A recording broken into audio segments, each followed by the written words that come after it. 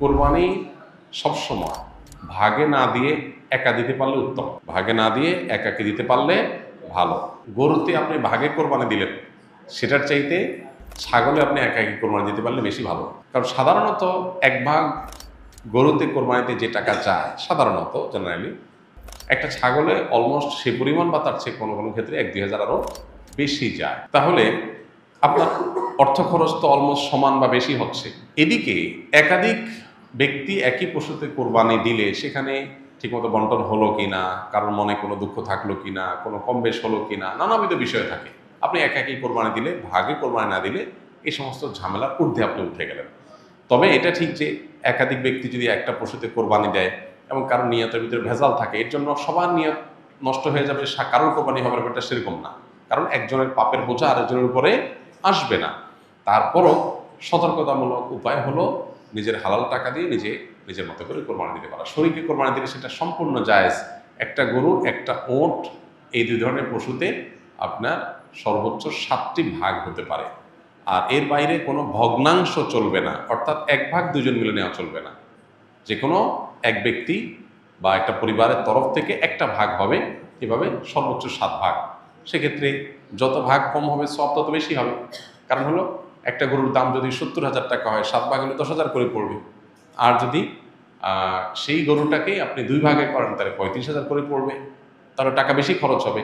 ইন্না আইজামাল জাজাই মা আইজামিল বালা। যার যত বেশি কোনো ভালো কাজ করতে গিয়ে যত বেশি কষ্ট হবে, শ্রম হবে, মেধা খরচ হবে, অর্থ ব্যয় হবে, সবের পরিমাণ তত বেশি হবে। সো ভাগের পরিমাণ যত কম হবে, সবের পরিমাণ তত বেশি হবে। পাশাপাশি গোশত বন্টনের পদ্ধতি হলো যে কয় ভাগ হবে সেই কয় ভাগে কোরবানির গোশত বন্টন করতে হবে সমান হারে। এবং এক্ষেত্রে ভাগে কোরবানি দিতে গিয়ে, গোশত বন্টন করতে গিয়ে যদি কেউ তসরুফ করেন তো সেটা হারাম হবে, গুনাহের কারণ হবে এবং নাজায়েজ কাজ হবে।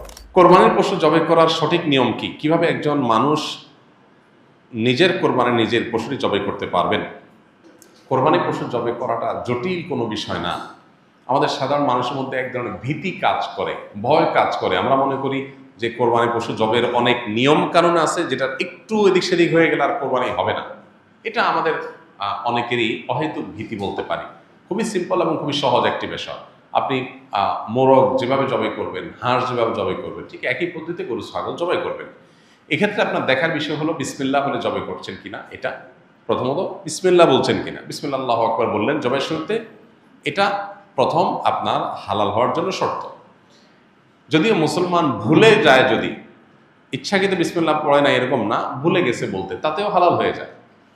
তো বিসমিল্লাহ আল্লাহু আকবার বলে মুখে আপনি জবাই করবেন, এটাই জবাইয়ের পদ্ধতি। এবং সেই সাথে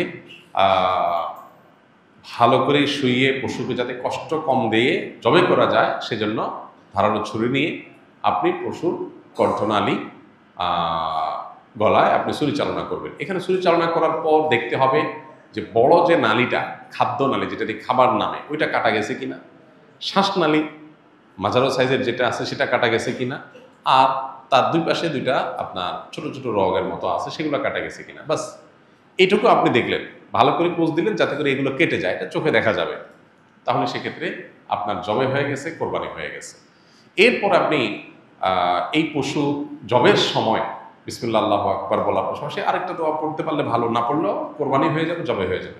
সেটা হলো আল্লাহুম্মা তাকাব্বালহু মিন্নি, আল্লাহ এই পশুকে আমার তরফ থেকে কবুল করেন, এবং আমার পাশাপাশি শরীক থাকলে আল্লাহ অমুক অমুক সহ সবাই পক্ষ থেকে, বা নাম না নিতে পারলে আল্লাহ এই পশু যারা যারা কোরবানিতে শরীক আছে সবার পক্ষ থেকে আপনি কবুল করেন, যেমন কবুল করেছেন মুহাম্মদ সাল্লাল্লাহু আলাইহি সাল্লাম থেকে ইব্রাহিম ইসলাম থেকে। বাস শেষ। এটা আপনি বললেন, বিসমিল্লাহ আকবার বলে ছুরি চালনা করলেন, রগগুলো কাটা গেল কিনা আপনি দেখলেন, কণ্ঠনালী শ্বাসনালী কাটা গেছে কিনা, দ্যাটস এনাফ, আপনার কোরবানি হয়ে গেছে। তাহলে এটা জটিল কোনো বিষয় না। মৃত ব্যক্তির পক্ষ থেকে কোরবানি করা যায় কিনা? যদি করা যায় তাহলে ওই মৃত ব্যক্তির কবরে সওয়াব পৌঁছাবে কিনা। মৃত ব্যক্তির পক্ষ থেকে কোরবানি করা যায়, এবং জীবিতরা মৃত ব্যক্তির তরফ থেকে কোরবানি করলে সেটার সওয়াব মৃত ব্যক্তির আমলনামায় জমা হবে ইনশাআল্লাহ তাআলা।